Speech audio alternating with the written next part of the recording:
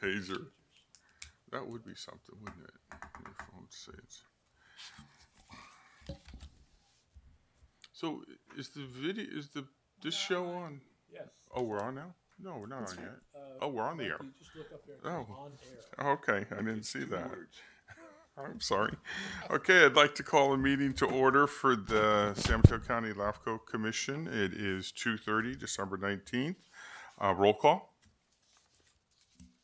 Commissioner Cosgrove. Here. Commissioner Draper. Here. Commissioner O'Neill. Here. Commissioner Garbarino. Here. Commissioner Horsley. Here. And I would like to mention that we did have a corrected agenda, and for item number 4, the correct address is 752 Hillcrest Way in unincorporated San Mateo County, so I just wanted to enter that into the record. Next item is the consent agenda. Move approval of the consent agenda. Second. Any questions? Okay, roll call, please. Commissioner Cosgrove. Yes. Commissioner Draper. Yes. Chairman O'Neill. Yes. Commissioner Garbarino. Yes. Commissioner Horsley. Yes. Okay, I'd like to acknowledge Jim O'Neill, the alternate member, public member of LAFCo. And let's see, I guess, are we do the resolution now? It's not on the, or am I missing it? It's not on the agenda? It's on the back? it's towards Oh, the it's on the back, towards the okay. end. Sorry, I didn't say It's that. item number 11. Okay, is there any members of the public that wish to make comments for items not on the agenda? Okay, so seeing no one, I close the public comment period. Item number 4, LAFCO file 18-06. Yes, thank you. Good afternoon. LAFCO file 1806 was first on your agenda in July, and the commission approved an extension of water service to 752 Hillcrest Avenue in unincorporated Redwood City by the city of Redwood City, and it was conditioned upon there being an executed agreement for annexation between the city of Redwood City and the applicant. And since July, Rebecca Archer and I have been working with the city on the drafting of an agreement. And because the city wanted more time for a permanent agreement that would be used for these cases, they instead proposed, and you have as attachment B, 4B, a declaration of deed restriction that would be recorded that substantially meets the requirements of, or the contents of an annexation agreement, and staff is recommending that you authorize the executive officer to send a letter of approval based on this document being once this document is recorded. This would be by exception only, and any other future water or sewer extensions by the city would need to be subject to the annexation agreement that's been referred to elsewhere. Okay. Any questions from the commission? No? Any other comments from staff? Okay, I guess I just have one comment. I just want to commend staff for thinking of a way to move it forward, and that's substantially, and I'll say, in furtherance of what we wanted and achieves the goal and objective. So thanks to staff. Wow, this has been around a while. Daniel Lundgren, Attorney General, Kamala Harris, Attorney General. Yeah. Okay, I guess I need a motion. I'll make a motion to approve the LAFCO file 18-06, the proposed water extension by the city of Redwood City for the 752 Hillcrest Way. Second. And also direct the staff to send a letter of approval to the city of Redwood City on the declaration of restriction. Still second. Okay, any other comments? Okay, vote. Commissioner Cosgrove. Yes. Commissioner Draper. Yes. Chairman O'Neill. Yes. Commissioner Garbarino. Yes. Commissioner Horsley. Yes. Okay, that motion passes 5-0. Item number 5, which is applications received, not certified as complete, ready for hearing, information only. Correct. Okay, so we don't. To a district that's not submitted by the district itself, it gets placed on the LAFCO agenda, and the district has the opportunity to adopt a resolution opposing the annexation, which is unlikely in this scenario. Okay. All right, now we move on to item number 6, draft update to policy for extension of service outside jurisdictional policies. Yes, for item number 6, you've received a staff report dated December 12th that outlines the provisions of Government Code Section 56133 concerning extension of water or sewer service outside jurisdictional boundaries. This section states that a city or district may provide new or extended services by contract or agreement outside its jurisdictional boundary only if it first requests and receives written approval from LAFCo. And LAFCo does have discretion on whether it's going to approve conditionally, or deny those applications. The majority, the one restriction that there is on LAFCo's approval and consideration of applications is that LAFCO can only approve an extension of service outside a district's boundary and outside their sphere of influence if it's to mitigate a public health threat, such as a failing septic system. So LAFCO can't authorize those unless it's a failed septic or failed well. The majority of the applications that come before the commission involve water connections to unincorporated Emerald Lake Hills and Oak Knoll, because the city of Redwood City is the retail water provider for these areas under their water supply assurance agreement with San Francisco Public Utilities Commission. On occasion, there are requests for Redwood City sewer as well. Other areas that rely on sewer extensions per 56133 include unincorporated San Carlos, which would include Devonshire, unincorporated Devonshire and Palomar Park, and then also unincorporated South San Francisco Country Club Park, which is wholly surrounded by the city. Both of those areas, the San Carlos unincorporated and the South City unincorporated, are actually included in California Water Service, so that's not going to come up as a request. In the recent months, the Commission's minutes reflect that there's been concern over service extensions that don't have any real plan for annexation and that may not be completely complying with Section 56133. So staff's been working with the Policy Committee to draft clarifying language, which is in your packet, to the current policies to include a requirement for annexation agreements to meet the provisions of 56133. That's attachment A in your packet. The Policy Committee focused on a solution in the short term that would not block or delay water extensions, but include a provision to promote annexation. So it was just like today's action. There's no interest in not in delaying any sort of new development because of the requirement for annexation. So staff prepared a draft revision to the policies to include city or district adopted annexation plans as a second, not a second, but a more long-term alternative. What we're recommending today is that the Commission look at the clarifying policy and allow staff to and provide any input to that, and then any changes that would be desired would be sent out to the cities and special districts prior to the Commission considering adoption of them at the January meeting. In regard to the long-term, the annexation plans is what we call that policy, where approval of an extension for water or sewer would require not only that there be an executed agreement, a recordable agreement for deferred annexation, but also that the city have a plan on how they are going to implement annexation in that specific area. And that is a policy that we're recommending more time be allowed, that we can send this document out to cities and districts and work with there's really a handful of cities and districts that would be subject to this, and work with them on how they might adopt an annexation plan for the areas in their spheres of influence that require their services.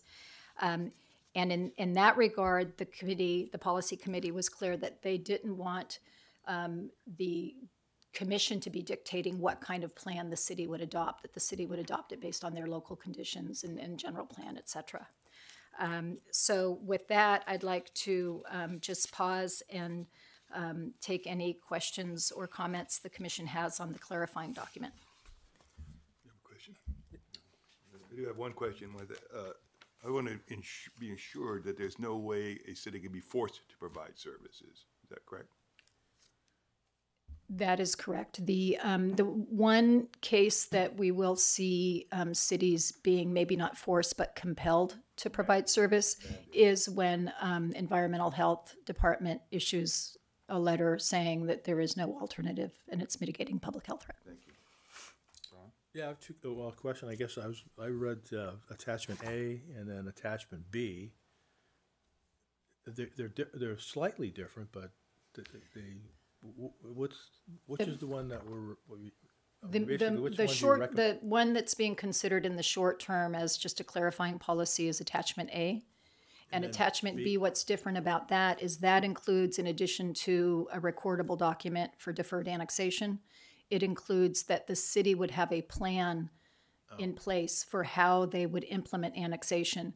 And an example would be if you've got 50 parcels in an unincorporated area and you end up with 51 recorded documents for annexation, that might be a time when the city would try to work with LAFCo and the residents on annexation. Okay, yeah, I do see that, and it's page 2 on 6, and on attachment B, and it talks about what types of thresholds the city or district will employ in working with LAFCO with the affected community. So what's the action today? Do you want us to approve A or B or both, or? So the requested action today is that you provide input and adopt, or provide input so that we can make any changes necessary before you consider them formally at your January meeting. The attachment B is something that we would come back to you after we've worked with cities on their plans for annexation. Okay. So we're really looking for any clarification you would like in attachment A. I have a question. The law, if I can remember, whatever the number is, says that, as you described, that the LAFCO body may adopt, so it's permissible, it's discretionary. And in the policy, the word that you have in 4, which is on page 4 of both documents, is shall. And I'm curious, and I'm not objecting to all the shalls before, because those are procedural, but this is the action of the legislative body, why you didn't follow the language of the state law and wrote shall. In that case, that particular section is talking about the action the commission must take when it's considering an application. So just like with an annexation application, the commission shall do one of the following. It shall approve with conditions, or deny. And that's why we're using that language there, because that does follow the code. But the commission is not mandated to approve a service extension. Okay, and thank you. And if the commission wanted to table or continue, which are 2 other potential actions, and I don't know the circumstances why we'd want to do it, but those are 2 other ones that sometimes legislative bodies can do. We could also do that as well. Is that with this language? So like continue would mean maybe we don't have all the information, somebody brings up something and we need it to be resolved. I'm guessing that we could take an action to continue when it's before us. Continue. Certainly. And are you talking about attachment B, the second policy, or both? Both, yes, because it's shall. I'm just making sure that it doesn't preclude any actions, that we preclude any options for actions that we might want to take. And more problematic is table, but continue is something, because we want more information. We can't take the commissioners don't feel that they're ready to make an action with a continuance. Is that permissible with this language? So we can add continue. Continue would be the proper language if the commission receives an application. So not necessarily about these policies today, about the wording in the policy. Is that? No, I just want to make sure that if something comes before us, but we feel at that moment we don't have all the information, that we could continue it to get that information so that we could take one of those 3 actions. Is that okay? That's correct. And what we should do is we should add that language, though, that the commission may continue for up to 70 days is what the code reads. Okay. And so we'll add that. Okay, thanks. Did you have a question? I don't have a comment or question on the policy. I just had on something else. Okay, I just had a question about, it says here requires LAFCOs and list of factors they must consider reviewing the proposal to additionally consider specified fire hazard information. I know there's probably going to be an application coming out of Pacifica that would very much probably be in a fire hazard zone, since we have quite a few insurance companies not writing insurance in Pacifica now. Does that mean we have to approve how that connection or annexation to the city? I believe that in that context, it would be annexation, say, to a water district where it's going to mitigate having water for fire suppression. LAFCO is not required to approve any annexation, say that's one of the discretionary annexations where a city has pre-zoned and the applications come through with property tax exchange and hazards are identified that can't be mitigated. LAFCO would not be required to approve that. Yep. Thank you. I was just curious. My only question more is, are we giving cities, special districts enough time by asking for January 16th? With the holidays, that's pretty quick. So I don't know if we want to target a later meeting date. It would be March, right? Would be our next one. It just seems pretty quick to me with the holidays and everything. Through the chair, if it would be appropriate to contact the cities that are most affected, which are the cities of Redwood City, San Carlos, and South San Francisco. I don't see, it's few and far between that we have the special districts affected. Would that be acceptable? Or would you rather it be put off to March? Well, I mean, I leave it up to the pleasure of the commission, but I'm fine with contacting them. That's okay. Okay. We do have applications that may come forward, and that's why I'd like to get this settled. I do think it's valid because, I mean, there's a lot of stuff coming down. Yeah, I mean, we just went through the whole thing in Pacifica on sea level rise, and that was a lot of staff time. And I do think it is valid to ask, there's small staffs in the cities and the districts to actually, review this. I mean, because can the applications that are pending go through if we wait till March, or do they need to be done? We don't have any pending, but I anticipate that we'll be receiving some. There have been inquiries. Okay. So we'll just have to address those as they come through. We can still request annexation agreements. It's whether or not they'll comply. Okay. Well, okay. I would like to, given the big number of housing and the issues of housing, is the state LAFCo looking at those to see how it might impact cities?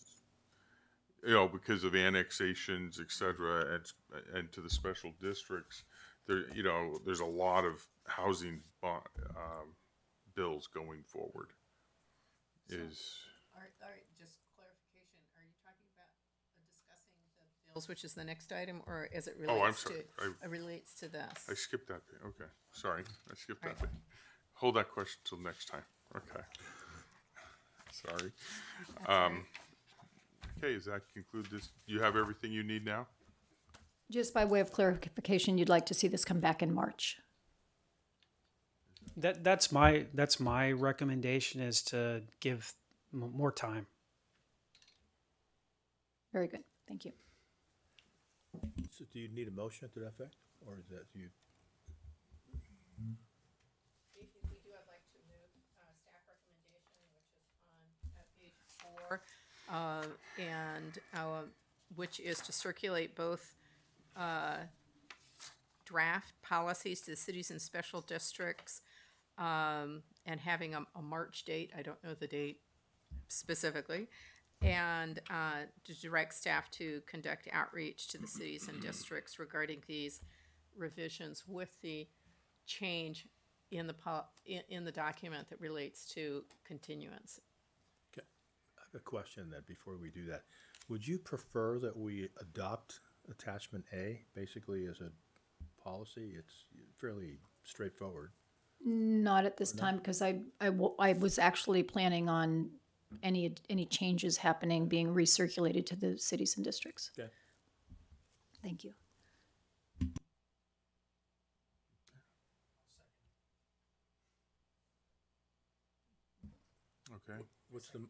I'm sorry, what's the motion again? I was just going to ask that. The motion is to direct staff to circulate the drafts to the cities with consideration coming back to us in our March meeting, and to direct staff to conduct outreach to the cities and districts regarding the proposals in attachment B.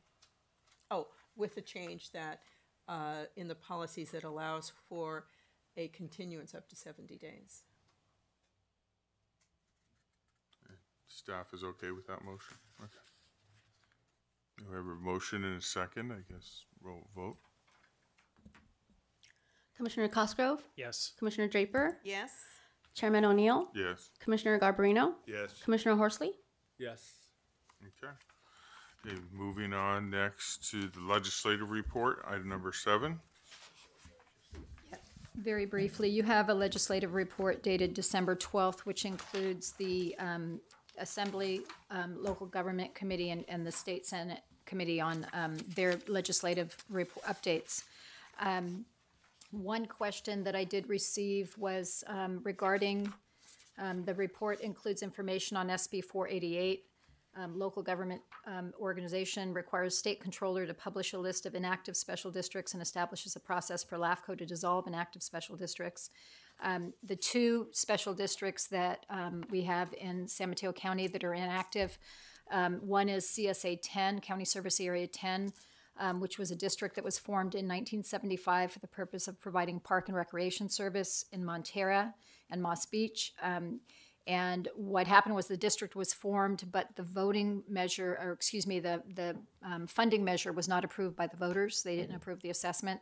So the district has just remained inactive with no revenues, no expenditures, no activity. The other is County Service Area 12, which was formed to acquire Citizens Utility that then became Cal American, which was a private water utility serving Montera community. And it was formed to acquire that because they were just not providing adequate service. Subsequent to the formation of the district, Montera Sanitary District received special legislation to have all the powers of a water district as well, and they issued bonds and they acquired the district. So CSA 12 never had any activity either. So the state controller is going to be sending a letter to the county controller and LAFCo, and that will trigger a process to dissolve those two districts. I don't have anything else to add to the written report. There may be questions. Just my question about, is LAFCo watching all these housing bills to see what effect it might have on LAFCOs? I think to the extent of infill versus expanding city boundaries. That's been kind of the main focus of focusing on infill and not adding areas to the sphere of a city until they've kind of built out what they can. Okay. Thank you. Anything else? Okay. No questions? Okay. Item number 8, Association of Legal Agency Formation Commissions correspondence. Yes, you've received the Sphere, which is the quarterly newsletter, and I attended the Cal LAFCo conference at the Tenaya Lodge in October, which is I also attended with Chair O'Neill and alternate Commissioner Jim O'Neill, and it was the highest attendance that Cal LAFCO's experienced since they started really tracking. And the sessions included best uses of municipal service reviews, i.e. not just doing them and having them sit on the shelf, but having follow-up. I helped facilitate a few of the board caucuses and roundtables. They had a session on affordable housing, state tools for climate smart growth, which included actually a vendor that took up a lot of the session, but it was a tool that could be useful for the counties and cities to join in and use for that purpose.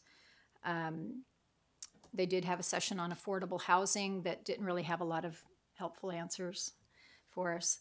And then we had the LAFCo legislative update, which is always useful because it's staff from the local government committee that comes and provides the update. And that's all I have. Comments, questions?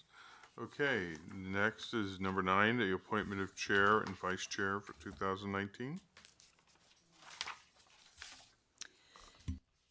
Yes, this is on a rotational basis, and the rotation has typically been, you have a staff report actually that I should refer to.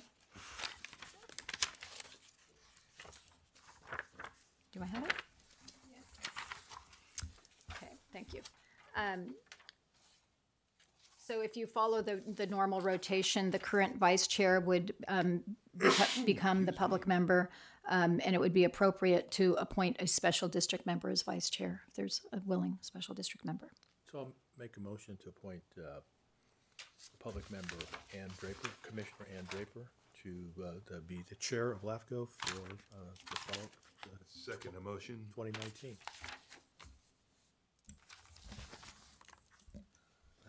Are you ready to vote? Yeah. Okay, any sure, comments? yeah. Ready to vote? Anytime Yes. you're ready. Yeah, sorry. Commissioner Cosgrove, Kind Yes. of it. Commissioner Draper, Chairman O'Neill, Yes. Commissioner Garbarino, Yes. Commissioner Horsley. Yes. And that motion passes 5-0. Next is item number 10, Budget Committee and Legislative Policy. Through the chair, we need a vice chair nominee. Oh, the Vice Chair, Joshua. Okay. Oh, break my chair? Is this yours? No, it's not mine. Oh. I need a motion to Um, appoint Joshua. I'll make a motion to appoint Commissioner Joshua Cosgrove as the vice chair for LAFCo. Second? Okay, and vote for that, please. Commissioner Cosgrove, Yes. Commissioner Draper, Yes. Chairman O'Neill, Yes. Commissioner Garbarino, Yes. Commissioner Horsley. Yes. Okay. And next, I assume I finish this meeting, or do they? Correct. This is for Okay. the new year. Okay. Let's see, resolution, appointment of the Budget Committee and Legislative Policy Committee. Yes, we're requesting that we have a committee of typically balanced between the types of memberships, a 3-member budget committee and a 3-member legislative and policy committee. The policy committee meets sometimes conference call, sometimes in person, perhaps 6 times a year. I think that's about what we did last year. And then the budget committee meets once in March and then in May, and usually conference call in September. Any volunteers? Unless Rich wants to do it, I don't have a problem doing I have it. to say, I really enjoyed the Legislative Policy Committee. And also the people that served with me, I really felt that I learned a lot from everybody. So I would like to volunteer again. Okay. I would like to actually be taken off the Legislative Policy Committee. I did enjoy it as well, but I missed a few meetings because it's hard for me to get down here or even do a conference call. I think I'm on the Budget Committee, right? I believe. I'm happy to stay on that. Okay, so Well, you're the other special district, right? Are you interested in being on that? Yes. Okay. She is on the Legislative Committee. She already is on it. Oh, so Katie Martin will stay on. Do you have 3 people now? We only have 2 then. Need one person to replace me.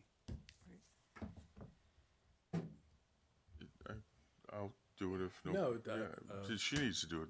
Yeah. Oh, Jim. Jim, Okay. Jim, Okay. Jim. you're elected.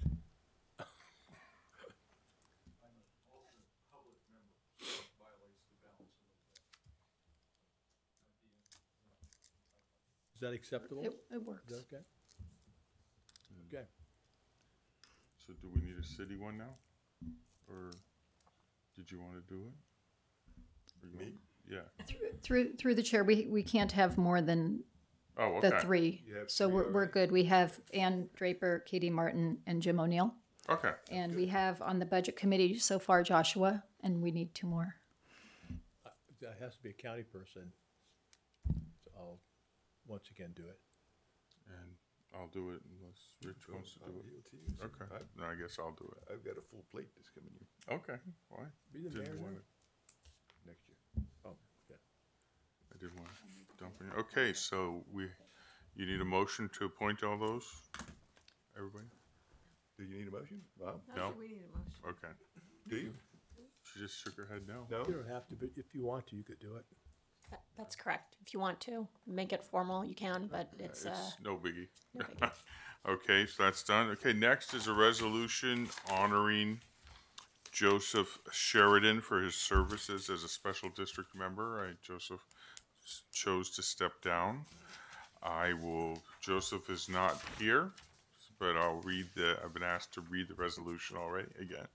So resolved by the members of the local agency formation commission of the county of San Mateo that whereas Joseph Sheridan has served as an alternative special district member of the local agency formation commission from 2010 and 12 and as regular special district member from 12 to 18, and whereas he made contributions to the commission's deliberations on a number of complex, controversial proposals and studies, including the successful multi-year effort to dissolve the Los Trancos County Water District, the reorganization of the Granada Community Services District, and municipal service reviews and sphere of influence updates for the San Mateo County Harbor District and the North County cities and special districts. And whereas he regularly volunteered for the Commission's Budget Committee and has been an active member of the local chapter of the California Special Districts Association, and whereas he served as a commissioner of the Broadmoor Police Protection District from 2001 to 2018 and has fostered public safety to the benefit of citizens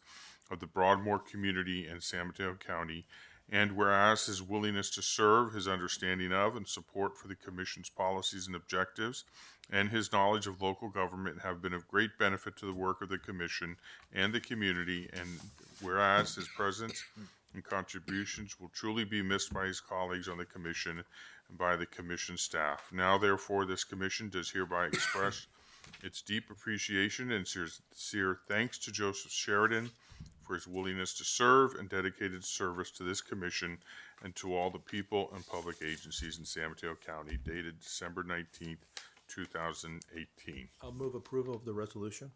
Second? Okay. Vote. Commissioner Cosgrove? Yes. Commissioner Draper? Yes. Chairman O'Neill? Yes? Commissioner Garbarino? Yes. Commissioner Horsley? Yes. Okay, that motion passes 5-0. Next is Commissioner Staff Reports, item 12. Yes, I have really just one clarification. It was noted by Commissioner Draper that the September minutes, she asked about the public comment that the commission received regarding Peninsula Healthcare District, and that she was remembering that following the municipal service reviews, the healthcare districts would be reporting back to the commission annually. And I have spoken with the general managers, and you can expect something in January to that effect. And also, the Peninsula Healthcare District is continuing to work with the community and consider the level of affordable rates that they're going to have for their not the assisted living, but the newer project. So right now it's at 10%, but they're continuing to discuss it. All right, thank you. Anything else for the good of the order? Okay, we adjourn the meeting and wish everybody happy holidays. Yep. Same to you. Yes. Buon Natale. You betcha. That's it.